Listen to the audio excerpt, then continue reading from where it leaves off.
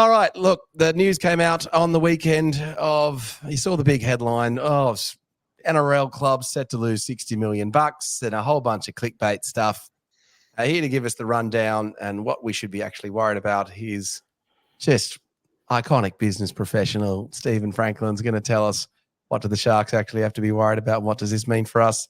And we also saw the Sharks declare that the naming rights for the stadium was available. They actually did that on their homepage and on their own channels, which is an unusual move, but understandable.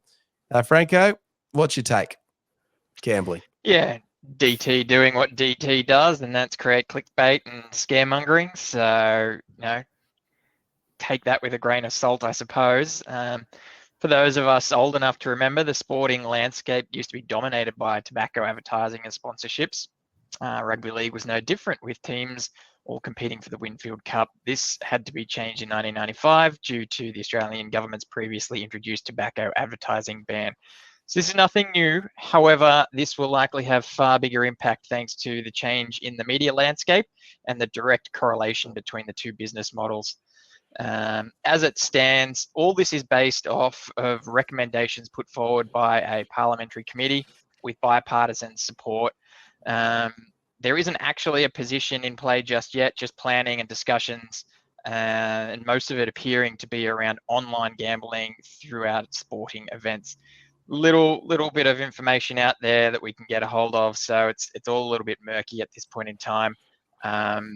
But watch this space. It's going to be talked about a lot more. Obviously, the Daily Telegraph is going to have some form of vested interest because, again, they're part ownership with News Corp, so they're going to have something to say about this for sure. There's obviously a lot of skin in the game, not only for the NRL and clubs, but the broadcasters who spend big on sport. The advertising of online gambling goes a long way to paying for it. So I imagine there will be a fair bit of lobbying and retrospection before anything concrete happens. However, as this broadly negatively impacts a lot of people, expect some form of law to pass. Interestingly, online gambling doesn't seem to be the worst offender for problem gamblers. However, the problem here is that it is seen as an enabler for addicts and an influencer to kids. So that's why it's being put front and center in all of these discussions. Back in round one, there were a few comments made about us taping up the Pointsbet logo. Speculation was that gambling advertising is illegal there in New Zealand. However, it's a bit more nuanced than that. Apart from needing to be an approved entity, you actually cannot advertise remote interactive gambling, or in other words, online gambling based overseas. So that's why Pointsbet was covered up. It'll be interesting to see where this goes, but how does this impact the Sharks? With the writing on the wall, the Sharks have decided to get out on the front foot with the stadium name, and I imagine at a later date, minor apparel sponsor Pointsbet to be changed. By all reports, they will still be working in a great partnership of some capacity moving forward, with both parties still on good terms. Apart from the usual jibes about the stadium name changing so many times, this is going to be a financial whack, with the naming rights of the stadium apparently being one of the stronger ones in the NRL. The Sharks, as you mentioned, Boldo, have put up a bit of a blurb on the website to talk about it, and they've turned to Sports and Entertainment 131, a corporate hospitality agency, to assist with finding a renaming of Pointsbet. So we are in the market. There's a lot of water to go under the bridge here, and it's going to have far wide-reaching implications. But Sharks management, as they have done for the last couple of years now, getting on the front foot and trying to take their control into our own destiny. Seems to be the right move. So they're charging about $1 million. They're charging $1 million for the sponsorship of the stadium. Do we know, was Pointsbet's contract supposed to finish, let's say, at the end of this year anyway? Correct. Yes. So it was a decision to take an opportunity. Yep. Yeah. Correct. Yeah. They'll find another club. It's a good deal. The other club affected by this is obviously Manly, who's their fronted jersey sponsor. Pointsbet. How about Lotto Land? So it won't make any difference to the Sharks. The Sharks will find an alternate sponsor.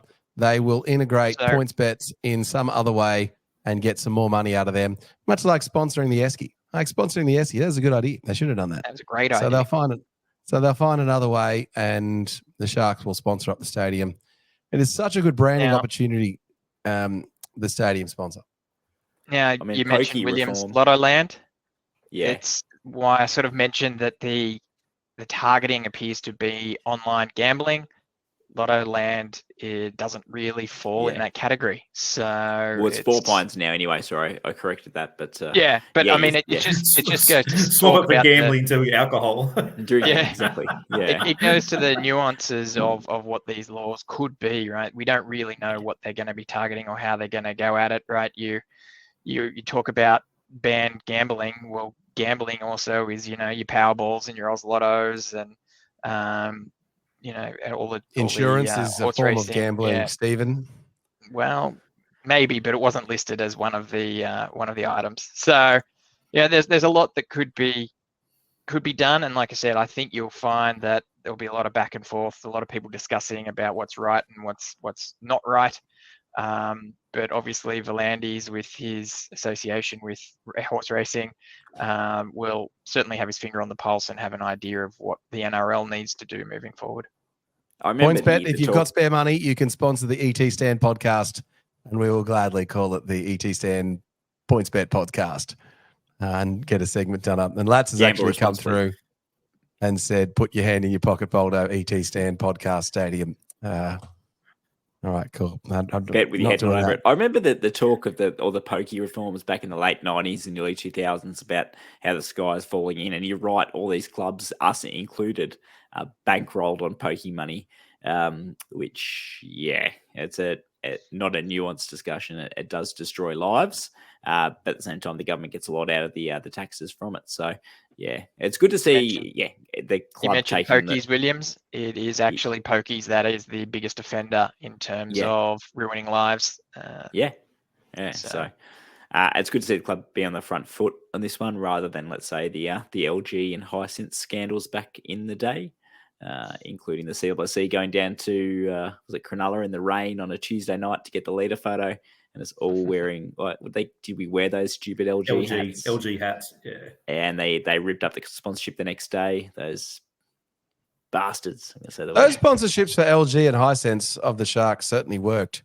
Those were unheralded brands and not as well known. And Pepsi back then. Reebok, we were known for it. We had blue chip sponsor after blue chip sponsor. But can I ask as well? Like, do you think it's a bit of a poison chalice naming Shark Park anything else than what? Because the media don't refer to it as Pointsbet. Like, it's never named, it's never spoken of. Like, no one ever calls it's spoken of somewhat. It says it on the NRL. But if they say they went down, they called it, I don't know, Pepsi Stadium. Do you think they'd refer to it as Pepsi Stadium, or do you think everyone just knows it as Shark Park? They do. They do. You notice it when they. Inevitably it does happen. You're right, Kelly. They slip and say Shark Park. Most of the time they will catch themselves, correct it, and mention the rights naming sponsor. It's Pointsbet. only ABC that doesn't. They're the only ones that will actively. Well, you got to look at why would you take the naming rights? You're trying to establish yourself as a brand. No one had heard of Pointsbet before they were Pointsbet Stadium, and so it is just a way of forcing people to speak your brand. No one had heard of Hisense televisions until they. I still do my garbage disposal with Remondis. I'm not sure about you, but I only go with Remondis. So, so it does work. I don't think there's. I still drink Pepsi instead of Coca-Cola. What are you saying? Like, I've been doing that since 1995. Anyway, look, we move on. Let's move on to the next segment, which is the Origin 2 sponsorship. Franko. Where? He's just drinking a Pepsi. Oh, right. Do we know what Southern Cross Group does? That's radiology. That was Southern Radiology. Was Southern Cross Group the overarching body, or were they someone else? Are you asking knowing the answer to that question? No, I'm not. Genuine question. Don't know what Southern Cross Group do, but were the SCGS when we won the competition before it became... Weren't they property... I thought they were unrelated. I think you're right. There were two Southern Cross going around at the time. I think they were property investments. So